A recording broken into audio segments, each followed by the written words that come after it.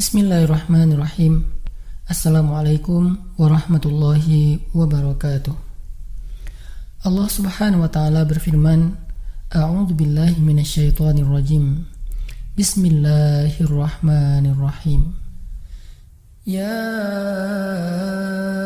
ayyuhalladzina amanu ista'inu bis-sabri was-salah. Innallaha ma'as sabirin.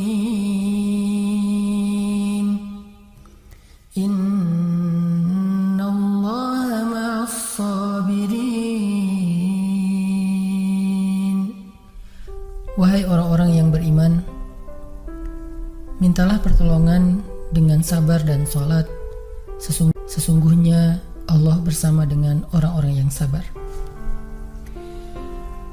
Kita sering mendengar ayat ini disampaikan oleh para ulama, para dai, para ustadz, tentang bahwa salah satu di antara cara menjemput pertolongan Allah Subhanahu wa ta'ala itu adalah dengan melakukan ibadah sholat.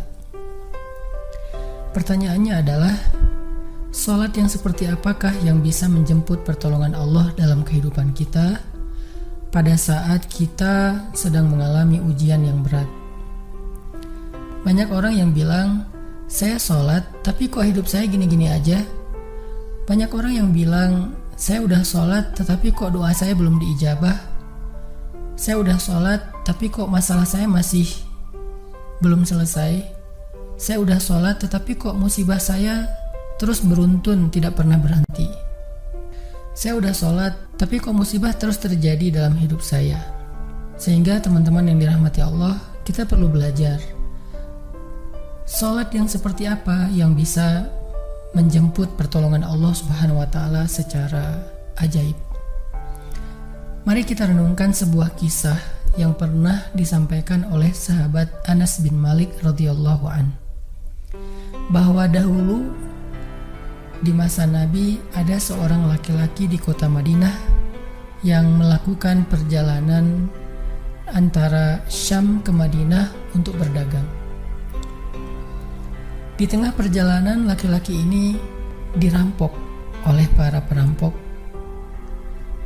Dia diberhentikan oleh seorang laki-laki, kemudian hartanya diambil, lalu setelahnya laki-laki itu menghunuskan pedang kepada orang ini. Pedagang ini mengatakan, "Wahai fulan, jika engkau menginginkan hartaku, ambillah, tapi biarkanlah aku melanjutkan perjalanan." Perampok itu mengatakan, "Adapun harta itu sudah menjadi milikku. Sekarang aku menginginkanmu, aku ingin membunuhmu." Merasa tidak punya pilihan, akhirnya pedagang ini mengatakan, "Wahai fulan, jika engkau ingin menyakitiku, membunuhku, maka lakukanlah. Tetapi sebelumnya berilah aku kesempatan untuk melaksanakan sholat 2 rakaat." Lalu perampok ini mengatakan, "Ya sudah, kalau begitu sholatlah, aku akan berikan engkau waktu sebentar." Maka pedagang ini pun mendirikan sholat dengan sholat yang sangat khusyuk. Di dalam sholat, laki-laki ini setelah membaca Al-Fatihah, dia membaca sebuah ayat di dalam surat An-Naml ayat 62. Apa ayatnya? Dia membaca kalimat, "Amman yujibul muttarra idza da'ah, amman yujibul muttarra idza da'ah wa yakshifu as-su'a wa yaj'alukum khulafa'al ard a ilahum ma'allah a ilahum ma'allah qalilan ma tadhakkarun." Bukankah dialah Allah yang memperkenankan doa orang yang dalam dalam kesulitan apabila dia berdoa kepadanya, dan menghilangkan kesusahan dan menjadikan kalian sebagai khalifah di muka bumi?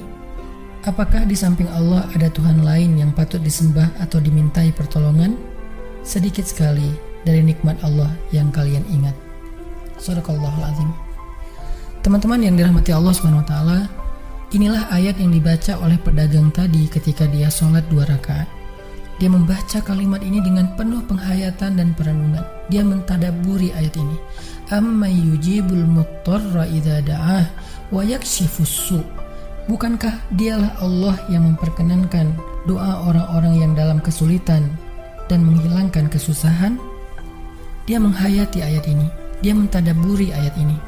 Sehingga muncullah rasa yakin di hatinya bahwa harapannya saat ini satu-satunya adalah Allah yang yujibul muttar. Dia dalam kondisi muttar, dalam kondisi kesulitan, dalam kondisi terancam.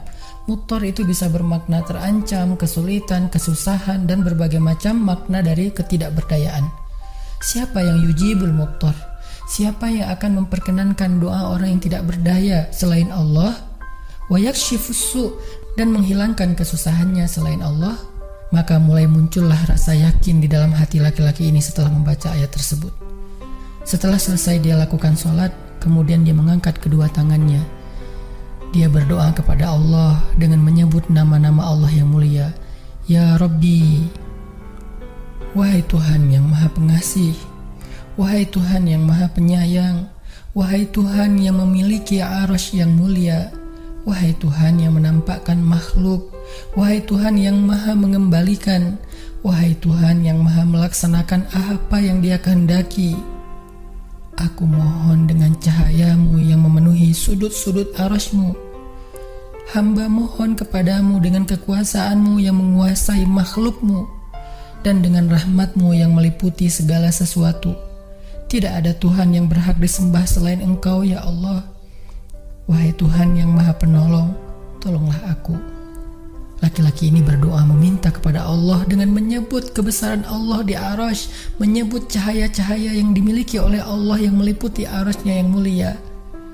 Tiba-tiba setelah selesai berdoa, muncullah seorang laki-laki dengan pakaian hijau bercahaya. Dia mengendarai seekor kuda berwarna abu. Dia mengeluarkan pedang. Lalu perampok tadi mencoba untuk menyerang laki-laki berkuda itu. Tetapi laki-laki berkuda itu menendang dengan kudanya sehingga perampok ini terhempas, terjatuh. Kemudian laki-laki tersebut membunuh perampok itu seketika. Kemudian pedagang itu bertanya, "Siapakah Tuan?" Lalu penunggang kuda itu menjawab, "Ketahuilah, saya adalah malaikat yang turun dari langit ketiga. Ketika kamu berdoa kepada Allah kali yang pertama, kami para malaikat mendengar suara gemerincing dari pintu-pintu langit. Sehingga para malaikat bertanya-tanya, apa yang sedang terjadi? Tiba-tiba muncullah doamu yang kedua, hingga pintu-pintu langit terbuka dan nampaklah cahaya yang sangat benderang. Dan di doamu yang ketiga, datanglah malaikat Jibril kepada kami seraya berseru, siapakah di antara kalian wahai para malaikat yang mau menolong hamba Allah itu? Lalu aku memohon kepada Allah agar Ia mengizinkanku melaksanakan tugas ini. Wahai hamba Allah, ketahuilah, barang siapa yang berdoa dengan doa yang engkau baca tadi ketika dalam kesedihan, penderitaan, dan dalam keadaan sedang susah, maka Allah akan melepaskannya dari kesedihan dan akan menolongnya." Teman-teman yang dirahmati Allah Subhanahu wa taala, itulah salah satu kisah tentang keajaiban sholat seorang pedagang yang dengan sholat itu Allah Subhanahu wa taala mendatangkan pertolongan yang luar biasa dalam masalahnya. Pertanyaannya adalah, apa rahasia sholat pedagang itu sehingga Allah mendatangkan malaikat khusus yang menunggang kuda berwarna abu, lalu malaikat ini membunuh perampok yang ingin mencelakai pedagang itu? Salah satu rahasia dari sholat pedagang itu, kata para ulama, adalah dia melakukan ibadah sholat dengan ihsan. Seperti yang dikatakan Nabi tentang bab ihsan, an ta'budallah ka'annaka tarah fa in lam takun tarah fa innahu yarak. Ketika engkau beribadah kepada Allah, seolah-olah engkau melihat Allah. Jika engkau tidak bisa melihat Allah, maka yakinlah Allah melihatmu. Di sini Nabi mengajarkan kepada kita tentang sholat yang terkoneksi langsung dengan Allah Subhanahu wa Ta'ala. Terkoneksi dalam yakin dan iman sampai seolah-olah kita melihat Allah. Artinya ketika kita bisa sholat seolah-olah kita melihat Allah, lalu dengan kondisi seperti itu kita meminta pertolongan Allah dengan penuh keyakinan, itulah sholat yang mendatangkan pertolongan Allah.